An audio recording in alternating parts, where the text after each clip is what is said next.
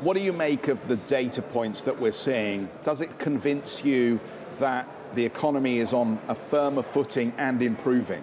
So it tells me a few things. First, that the US economy is still able to overcome two headwinds.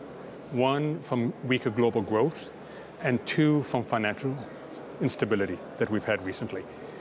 I suspect that that message will continue. I think tomorrow's labor report will be relatively robust in terms of both employment creation and wages.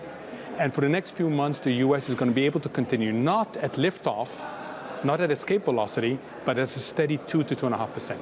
Thereafter, big question mark, because thereafter either we get a handoff to something much better, or the US will also slow. And I think that's still an open question.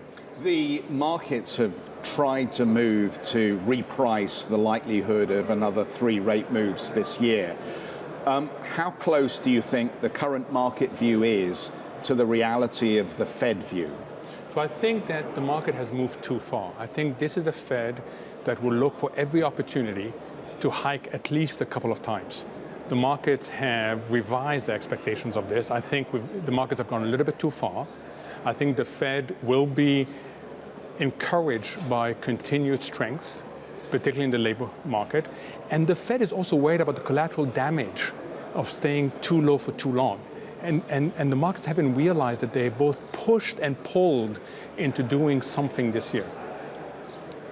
How do we see this playing out against the bigger backdrop of the American presidential elections? Because we may see a Donald Trump presidency coming up. How's that going to play out? So I think so far the market hasn't really paid attention.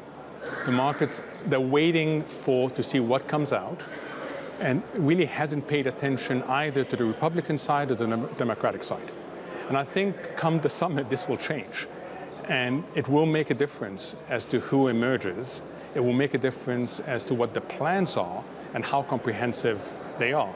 You know, behind all this is the theme I keep on repeating, and you've kept on repeating, and everybody's saying, is we cannot go on with this excessive reliance on central banks. Something's going to break in the system if we simply operate with just one policy tool.